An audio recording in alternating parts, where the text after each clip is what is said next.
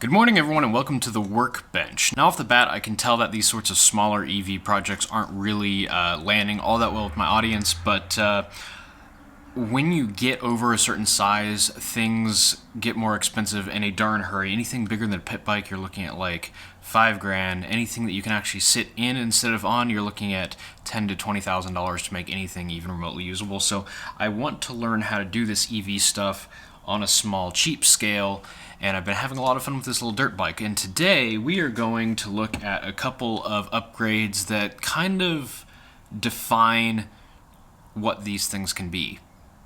I hope that sentence made sense.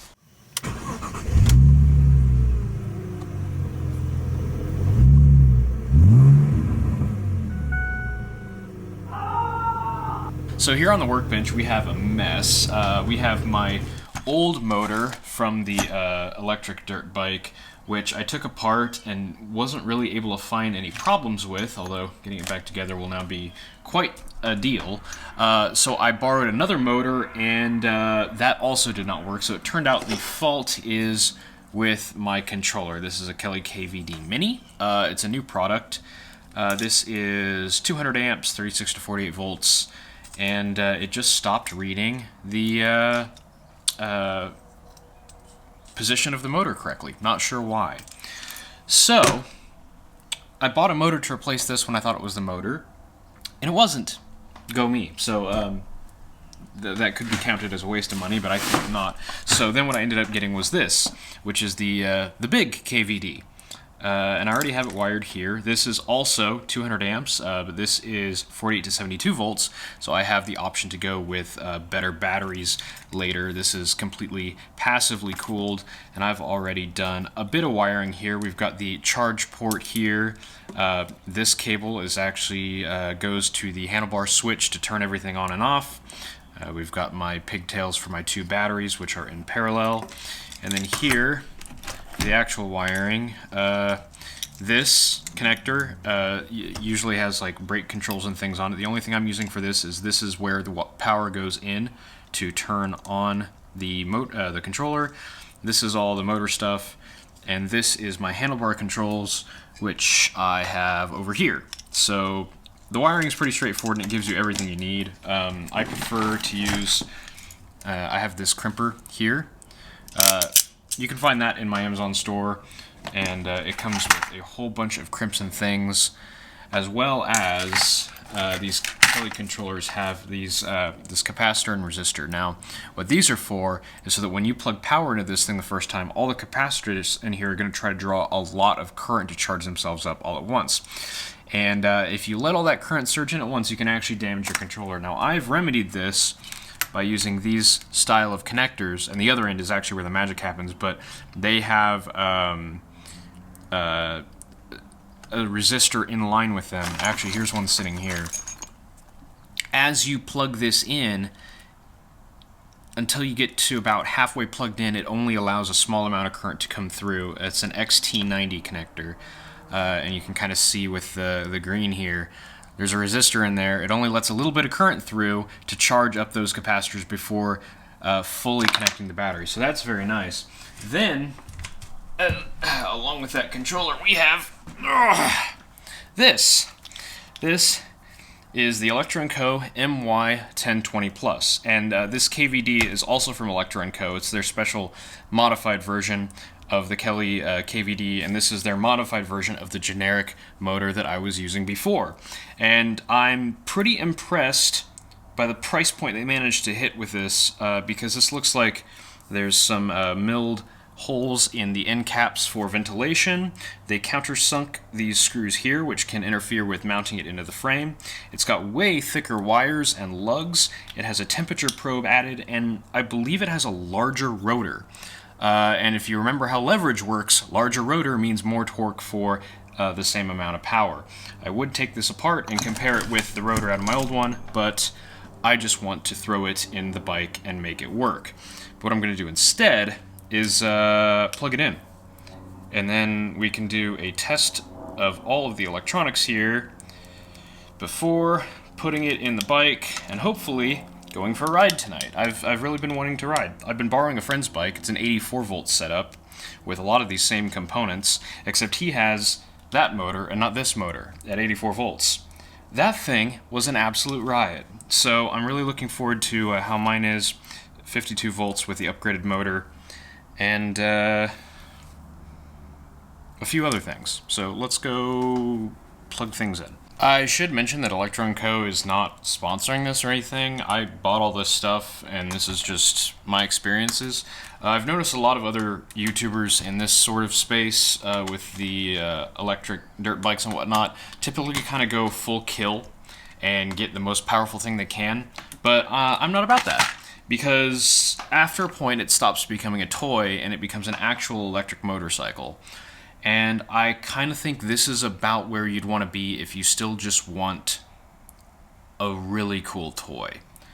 Sir Ronster and others have reviewed the ENC, the new motor they came out with, which is obscenely powerful, like 12 kilowatts, amazing value.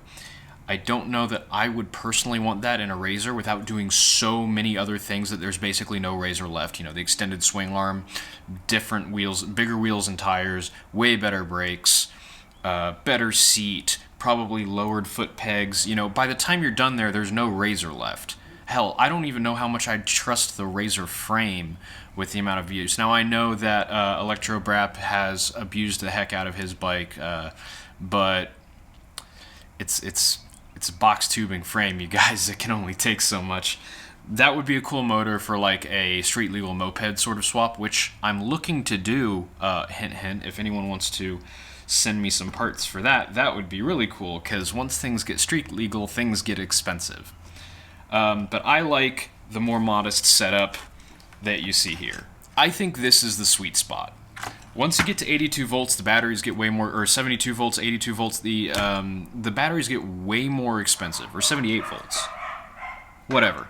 Once you get up above 70 volts, batteries get way more expensive.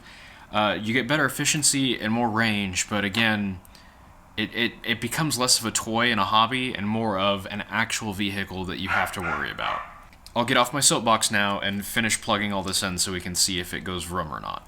Jake, why is your bike all apart again? Well, I'll tell you why, and it's the same reason that I was on my soapbox and the same reason the welder's over there. The frame was cracked, so I had to fix it. So, in theory, I should just be able to key on. It's twitching, so give that a few seconds. It helps if you plug the Hall effect sensors in. There we go. Okay, now the Hall effect sensors are plugged in. Twitching. Okay, looks like it's done. That's the auto-learn procedure. It twitches a bit, and that's how it figures out what all the positions are. So I should be able to key off and key back on and have rotation. Okay, it didn't do the relearn again. That means it succeeded. Yeah! No weirdness. Everything just works. I'm very pleased, and of course, this is programmable. There's the serial connection here, so I'll be able to mess around with some fun things later, like regenerative braking and the like, but for now, I guess I gotta put my bike back together. Yay.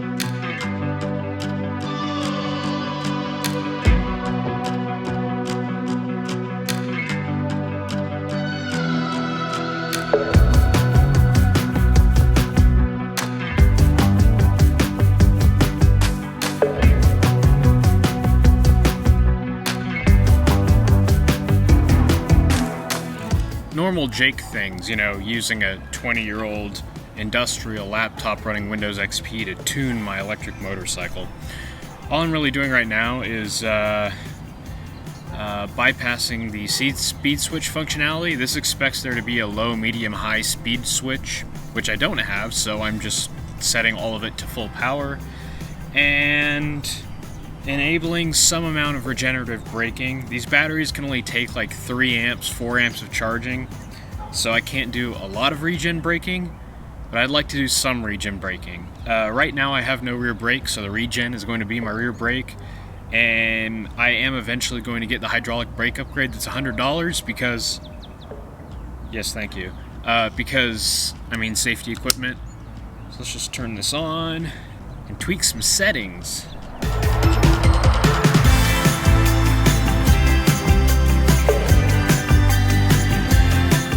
That all seems good. Oh, I suppose I didn't mention the paint. This is Duplicolor, actually. It's all done with rattle cans. It's their purple to green color shift. First I sprayed it in the same Krylon. First I used this Krylon black primer and paint, which I also used on the frame. Seems to be reasonably durable. And then you just cover it with the pearl effect. And then I did a 1K clear coat over that. It could use wet sanded. I mean, these fairings were pretty trashed, and as you can see, there's a lot of roughness underneath the paint. But, you know, it looks better than it did. I need to get black handlebars now, so they don't look super out of place. So I took off down the street, and as soon as I went to regen brake, my chain ate itself. So I put my other chain on there, but I had to drop down to a smaller sprocket because this chain is smaller. But I think that the problem was the chain tensioner was in an unfavorable position, so we'll see if it just immediately eats itself again.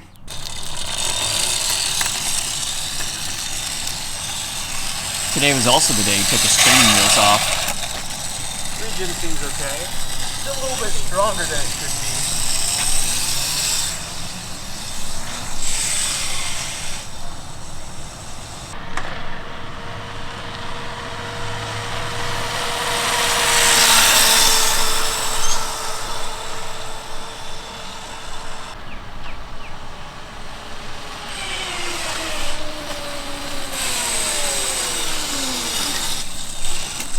That regen is wildly strong. I need to turn that down a bit, but it works! I think it's actually slower than it was before, and I think that has to do with the fact that this motor is really optimized for 72 volts.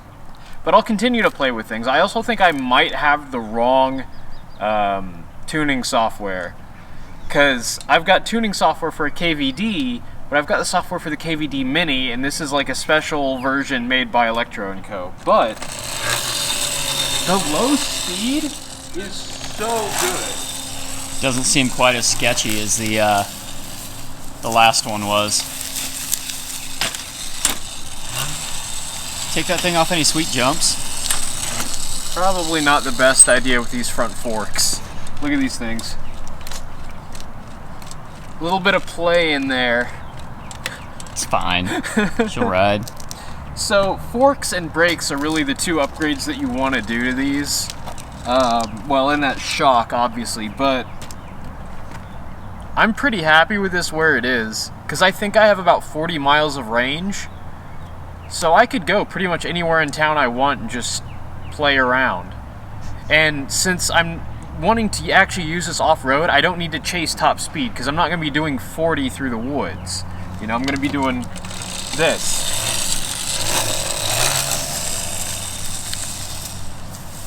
You know.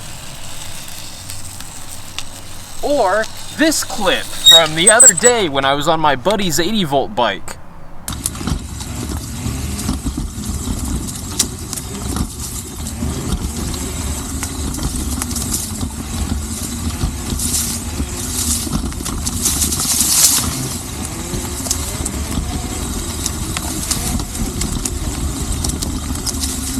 Wow, cool.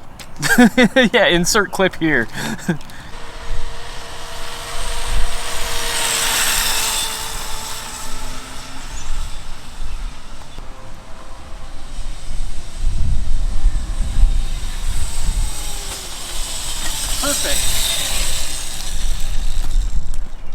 was no physical brakes used just then.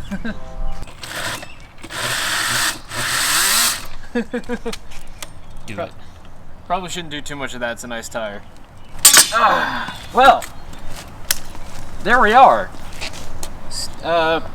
Stage 2, I guess, and it got its battle scars.